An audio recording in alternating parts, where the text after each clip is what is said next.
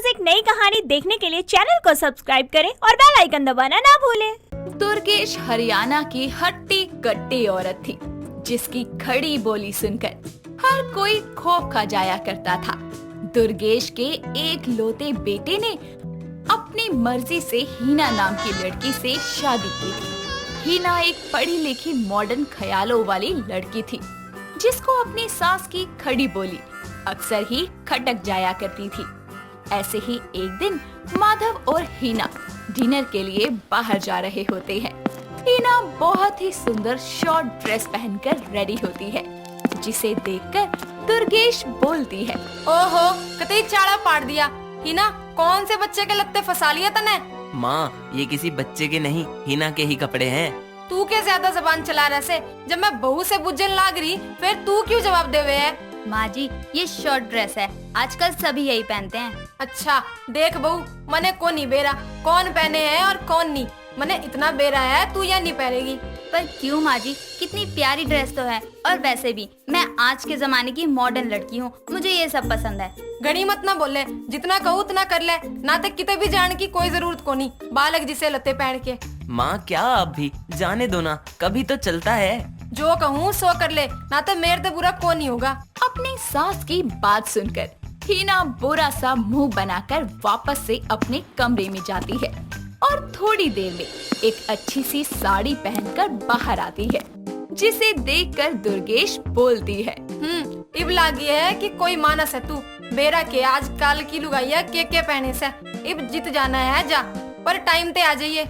माधव और हीना घर से डिनर के लिए निकल जाते हैं और कुछ घंटों बाद डिनर करके घर वापस आते हैं। ऐसे ही वक्त बीतता जाता है और दुर्गेश हीना की किसी न किसी बात को लेकर बहस होती रहती थी। एक दिन हीना फेस पैक लगाकर आंखों पर खीरे रखकर आराम से अपने कमरे में बैठी होती है। तभी वहाँ पर दुर्गेश आती है और हीना की आंख से एक खीरा उठाकर खाकर बोलती है, आए बहू क्या कर रही है? और यो के गोबर जैसा लगा के बैठी है? माँ जी, ये गोबर नहीं है, नीम का फेस पैक है, इससे स्किन क्लीन और ग्लोइंग हो जाती है। यो के सौदा है, ऐसा भी होया करे। या जो खीरे तू अपने दिद्या पे रखी है, इन्हें खा ले, हमारा शरीर मोटा हो जाएगा।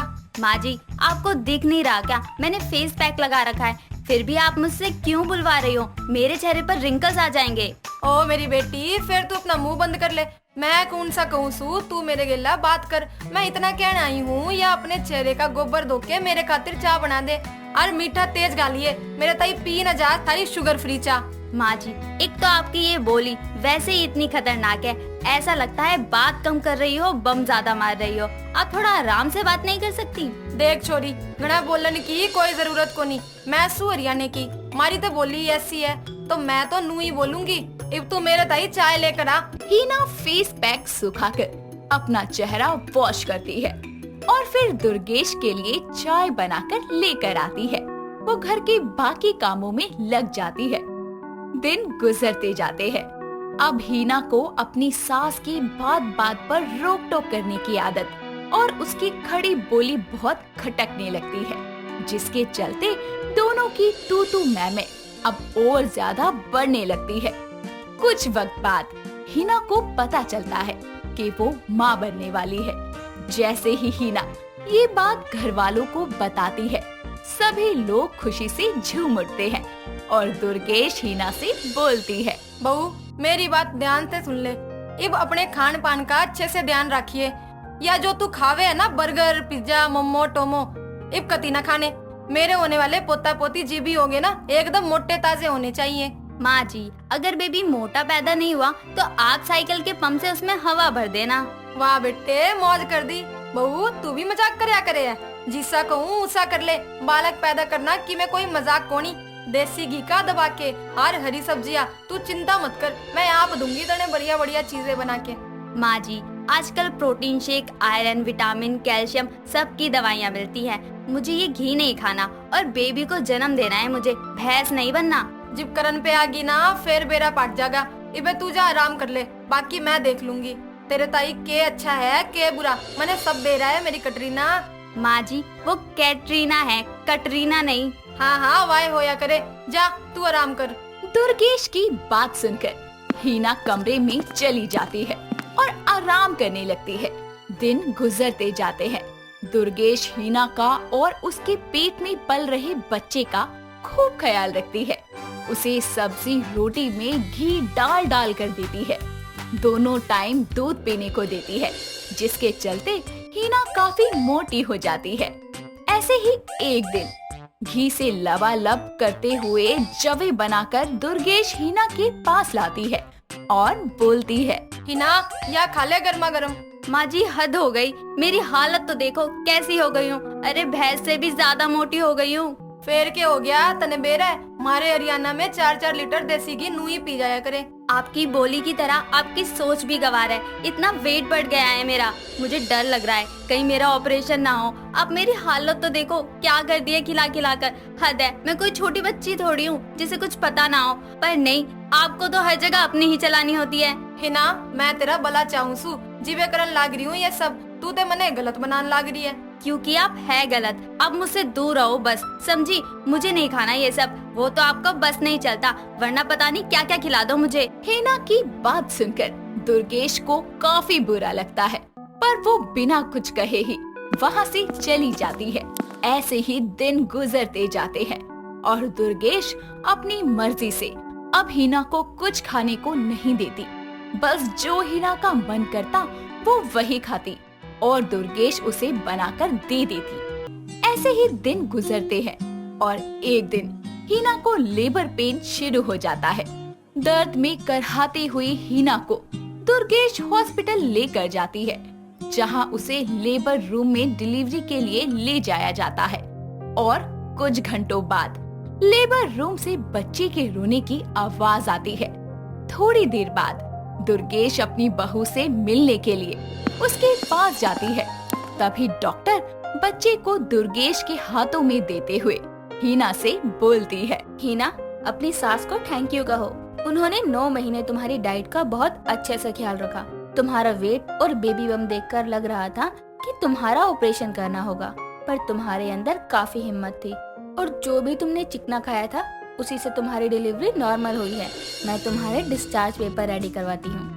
इतना कहकर डॉक्टर वहाँ से चले जाते हैं और डॉक्टर की बातों को सुनकर हीना को अपनी गलतियों का एहसास होता है, जिस पर वो अपनी सास से माफी मांगते हुए बोलती है, माँ जी मुझे माफ कर दो, मैंने हमेशा आपको गलत समझा और आपकी बोली आपकी केयर को गवारपन का नाम दिया, बल्कि आपने हमेशा मेरा भला चाहा। आपकी वजह से आज मैं और मेरा बच्चा एकदम स्वस्थ और मस्त है। माफ कर दो मुझे माँ जी। ना बेटा रोते कोनी, या ते खुशी का मौका है, खुश हो जा। मेरी बात याद रखिए, बड़े बूढ़े जो किया करे हैं वो सोच समझ के ही किया करे हैं।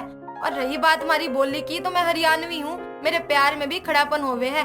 कदे भी किसी इंसान की बोली ते उसके दिल का अंदाजा को नहीं लगाना चाहिए। अपनी सास की बात सुनकर हीना की आंखें नम हो जाती है। कुछ देर बाद दोनों सास बहू घर आते हैं और अब मॉडर्न बहू और हरियाणवी सास मिलकर नन्हे मेहमान को खूब प्यार करते हैं। शीना अपना घर चलाने के लिए एक मॉल में काम किया करती थी। वो बहुत ही समझदार और सुंदर लड़की थी, जिसने अपनी मर्जी से ही शादी की थी। शादी के 1 साल बाद अचानक से ही उसके पति गर्भित का काम छूट गया, जिसके बाद उसे कहीं पर भी नौकरी नहीं मिली। ऐसे में घर के हालात बिगड़ते रहे और उन्हीं हालातों को संभालने के लिए शीना को अपने कदम घर से बाहर निकालने पड़े। जब से लेके अब तक शीना ही घर की सारी जिम्मेदारियां उठा रही थी। एक दिन वो अपने पति से बोलती है, गर्वित मैं खाना बना रही हूँ, पानी नहीं है, प्लीज बोतल भर दीजिए, पानी ठंडा तो भी हो जाएगा। मैं नहीं कर रहा, खुद कर लो, मैं बिजी हूँ अभी। ऐसा क्या कर रहे हैं आप? दिख नहीं रहा क्या तुम्हें? मैं फोन में लूडो खेल रहा हूँ। कोटी काट दी किसी ने, कभी सुना नहीं है? नजर हटी दुर्घटना घटी। हाँ, अब तुम्हारे साथ ही तो घटना घटित होगी। बस लूडो के किंग तो तुम ही हो। अरे यार बकबक बंद करो, मूड मत खराब करो मेरा। पता नहीं कैसा पति मिल गया मुझे, कुछ समझता ही नहीं है, बस पलंग तोड़वा लो। शीना बोतल भरकर रख देती है और खाना बनाने के बाद गर्भित को खाने के लिए बुलाती है। दोनों साथ में बैठकर खाना खाते हैं, लेकिन गर्भित एक हाथ में फोन लेकर फोन में ही देखता रहता है, जिसकी वजह से जब वो निवाला खाने की कोशिश करता है तो वो रोटी को सब्जी की जगह सूखी लाल मिर्च में डुबोकर खा लेता है और जिसके बाद वो चिल्लाता हुआ बोलता है, मेरे मुंह से पानी पानी।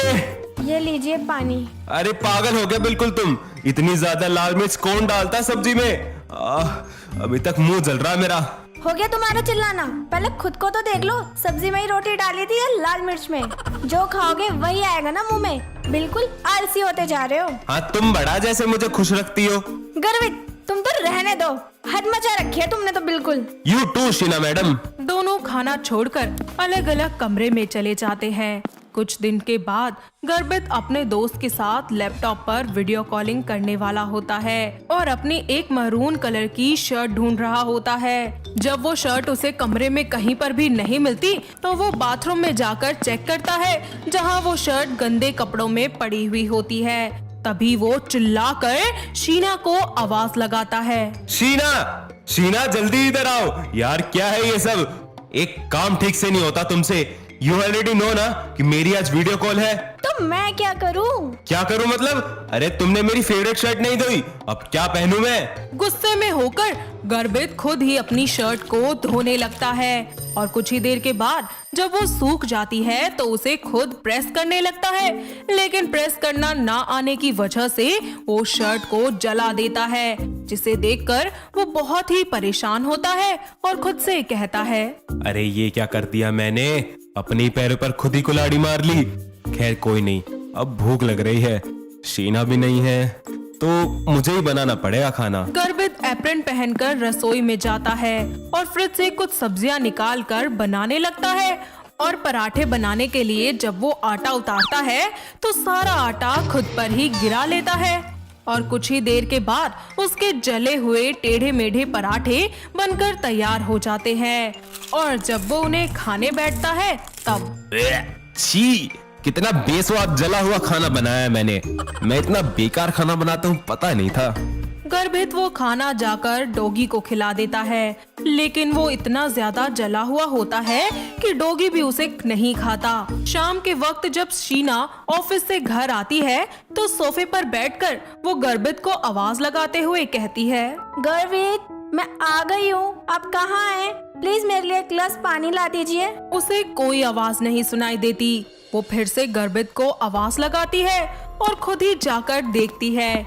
शीना जैसे ही रसोई में कदम रखती है तो देखती है कि पूरी रसोई तहस नहस हो चुकी है, सारा सामान बिखरा पड़ा है। वो गर्भित को ढूंढने लगती है और ढूंढते ढूंढते जब वो अपने बेडरूम में जाती है तो देखती है कि गर्भित वहाँ पर अजीब से तरीके से सोया हुआ है।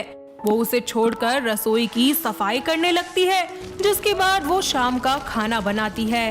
इतनी देर के बाद वो खुद ही वहाँ पानी पीती है कि तभी गर्भित वहाँ पर उबासी लेते हुए आ जाता है और तब शीना उससे बोलती है, हो गई आपकी नींद पूरी? और ये रसोई का क्या हाल बना रखा है? तुम मेरे लिए खाना बनाकर नहीं गई, इसलिए मैंने खुद बनाया, लेकिन खाया नहीं क्योंकि जला हुआ इतना था। मैं आपके लिए ऑलरेडी खाना बना कर गई थी, बाहर टेबल पे रखा है। तो बताना चाहिए था ना। लीव इट गर्वित, खाना खा लीजिए, ठंडा हो रहा है। दोनों जाकर फिर से खाना खाते हैं और रात को जब वो दोनों अपने कमरे में होते हैं तो उन्हें अपनी गलतियों का रियलाइजेशन होता है। साथ में शीना गर्भित को भी समझाती है और इस तरह कुछ देर ठंडे दिमाग से बात करने के बाद दोनों एक दूसरे से प्यार से बातें करने लगते हैं। गर्वित आई नो आप मेरे और काम ना मिलने की वजह से और भी चिड़चिड़े हो गए हैं। मुझे भी आपको ऐसे टीज नहीं करना चाहिए था। आई एम सॉरी गर्वित। इट्स ओके शीना, मेरी भी गलती है, मुझे तुमको इतना परेशान नहीं करना चाहिए था। चलिए कोई नहीं, लाइट्स ऑफ कर दीजिए। तुम लेट जाओ, मैं अभी करता हूँ। इतना कहकर गर्भित अपनी चप्पल उठाकर स्विच पर मारता है, जिससे लाइट्स ऑफ हो जाती है।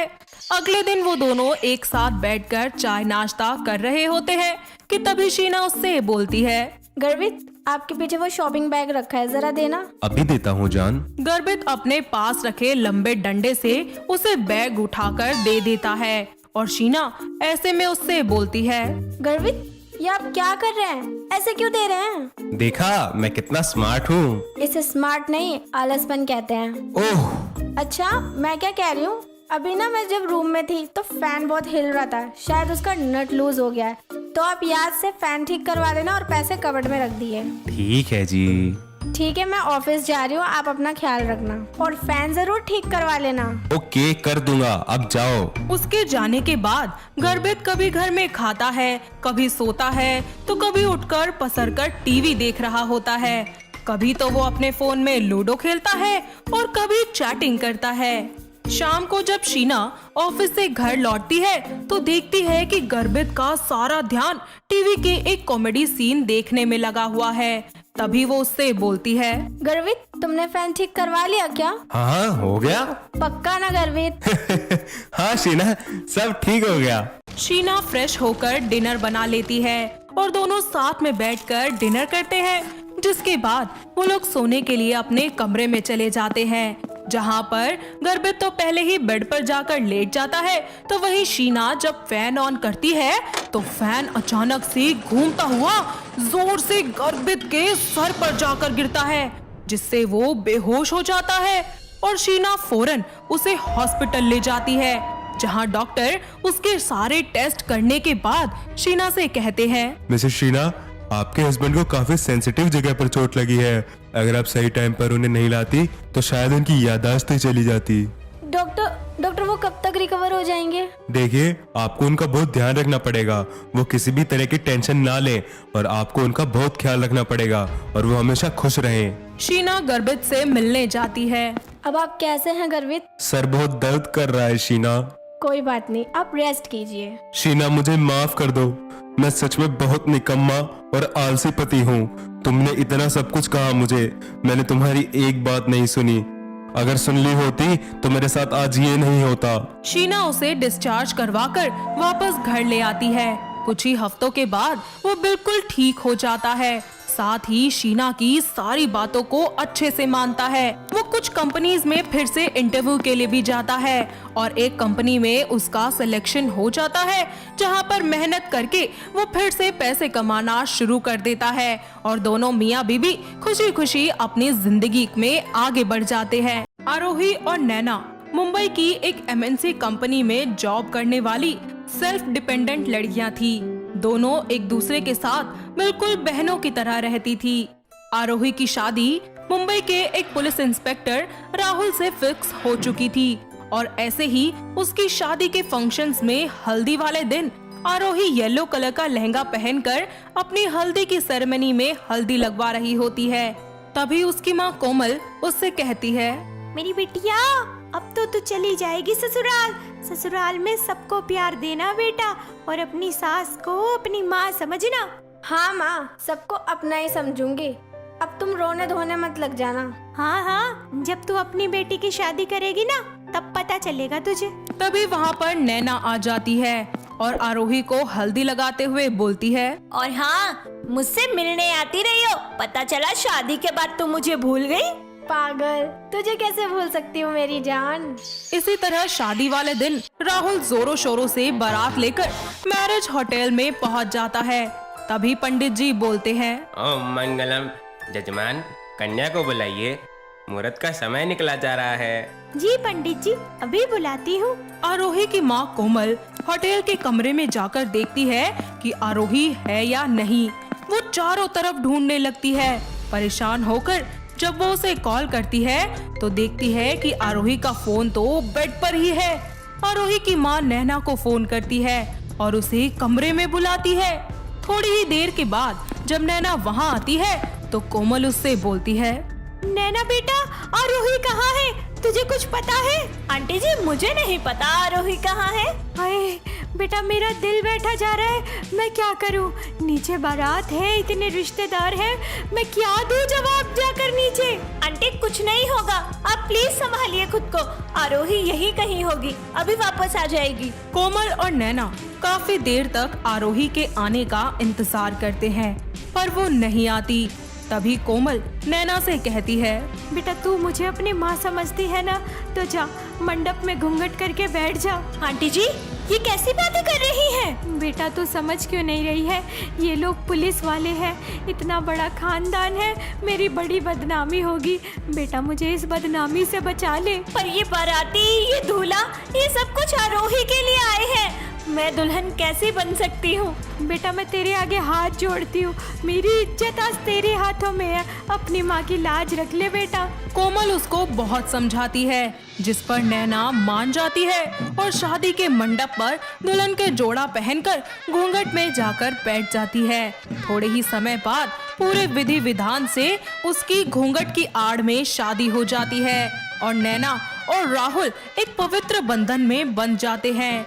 कोमल विदाई की रस्मों की तैयारी करती है, तभी एक आदमी की जोरों से चिल्लाने की आवाज आती है। अरे रे, आरोही बिटिया बाहर मरी पड़ी है, उसको करंट लगा और वो छत से गिर गई, मर गई, जल्दी आओ। सभी लोग बाहर भागे भागे जाते हैं और हंसी खुशी का वो माहौल मातम में बदल जाता है।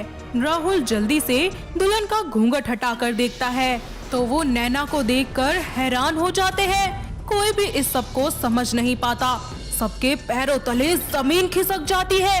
तो वहीं कोमल रोते हुए सभी को सारी सच्चाई बताती है कि आखिर किन हालातों में उसे आरोही की जगह नैना को मंडप में बिठाना पड़ा।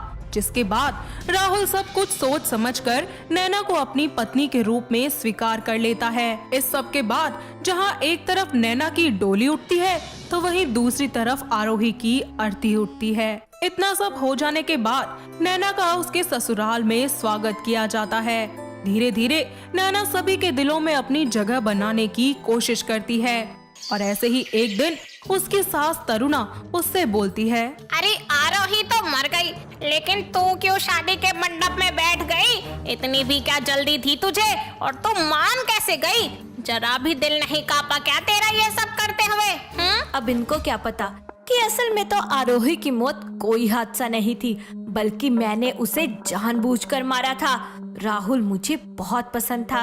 खैर ये सच तो किसी को बता भी नहीं सकती हूँ, पर अब मुझे बेचारी बहू होने का ड्रामा तो करना ही पड़ेगा। ऐसे ही ससुराल में नैना की पहली रसोई होती है और वो तरह तरह के पकवान बनाती है।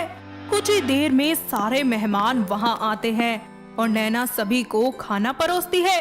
तभी उनमें से एक औरत बोलती है, अरे तरुणा, भगवान ने बहु तो तेरताई कति घनी कसुत्ती देई है, बिल्कुल गुणी और कति सुथरी, और खाना भी देख के स्वादिष्ट बनाया है इसने। एक बात तो माननी पड़ेगी तरुणा, बहू पसंद की कोई और, फोटो आई किसी और की और दुल्हन बनकर आई कोई और।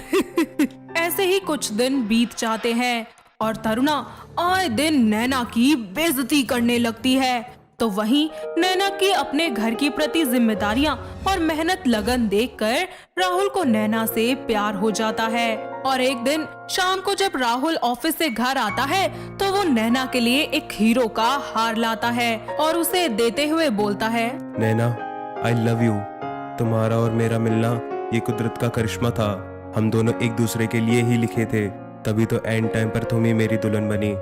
और तुम्हारे लिए भी ये सब करना बहुत मुश्किल रहा होगा, लेकिन तब भी तुम इस घर की सारी जिम्मेदारियों को अच्छे से संभालती हो। I really love you. I love you too. मुझे बहुत अच्छा लगा कि आखिर घर में कोई तो है जो मुझे अच्छा समझता है। कौन तुम्हें गलत समझता है या कहता है, बताओ। अरे जी, कोई भी तो नहीं। अच्छा मुझे बताइए, आपका दिन कैसा रहा आज का? ठीक ठाक ही था। क्यों ना हम इस पति पत्नी के रिश्ते को आगे बढ़ाएं? क्यों नहीं जी। मेरी किस्मत बहुत अच्छी है कि तुम मेरी वाइफ हो। मैं भी बहुत नसीब वाली हूँ जो मुझे आप मिले, या यूँ कहो कि मैंने आपको किस्मत से जबरदस्ती छीना है। दोनों एक दूसरे को प्यार भरी नजरों से देखते हैं और अपने पति पत्नी के रिश्ते को आगे बढ़ाते हैं और अपने इस खूबसूरत लम्हे को जी भरकर एंजॉय करते हैं। अगली सुबह जब तरुणा सीढ़ियों से उतर रही होती है तो अचानक उसका पैर फिसल जाता है और वो सीढ़ियों से नीचे गिर जाती है, साथ ही दर्द के मारे चिल्लाने लगती है। नैना और राहुल तुरंत उसे हॉस्पिटल ले जाते हैं, जहां डॉक्टर उसका इलाज करके उसके पैर पर प्लास्टर चढ़ा देते हैं। तो वहीं उसे 3 महीने का बेड रेस्ट भी बताते हैं। सभी लोग तरुणा को लेकर घर लौट आते हैं। ऐसे ही कुछ दिन बीत जाते हैं और नैना अपनी सास की खूब सेवा करती है, उनके सारे काम करती है, जैसे कि उन्हें ब्रश करवाना, खाना खिलाना, दवाई देना, उनके कपड़े चेंज करना। इतना ही नहीं, जब तरुणा धीरे धीरे ठीक होने लगी तो नैना उनका हाथ पकड़कर उन्हें सुबह शाम पार्क में वॉक करवाने भी ले जाया करती। ये सब देखकर तरुणा की भी आंखें भर आती हैं और एक दिन जब वो बिल्कुल ठीक हो जाती है तो नैना से बोलती है, अरे बहू, आज मैं तेरी बदौलत अपने पाँव पर खड़ी हूँ। अगर तू न होती तो शायद मैं जीवन भर के लिए लंगड़ी हो गई होती। माँ जी शुभ शुभ बोलिए, भगवान जी है ना, जो होता है अच्छे के लिए होता है। ये तो तू बिल्कुल सही कह रही है, जो होता है अच्छे के लिए ही होता है, तभी तो हमें तू मिल गई। हमारे नसीब में कुछ अच्छा ही लिखा होगा, तभी तो तू हमें मिली। लेकिन बेचारी आरोही के साथ भी बहुत ही बुरा हुआ।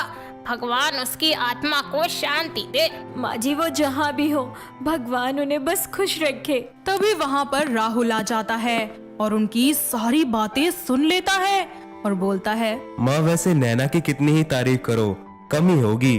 पुलिस स्टेशन में तुम्हारे हाथ का बना लंच खाकर तो सब तुम्हारी वाह वाह करते हैं। वो तो है, तभी तो देख आज मैं अपने पैरों पर चल पा रही हूँ।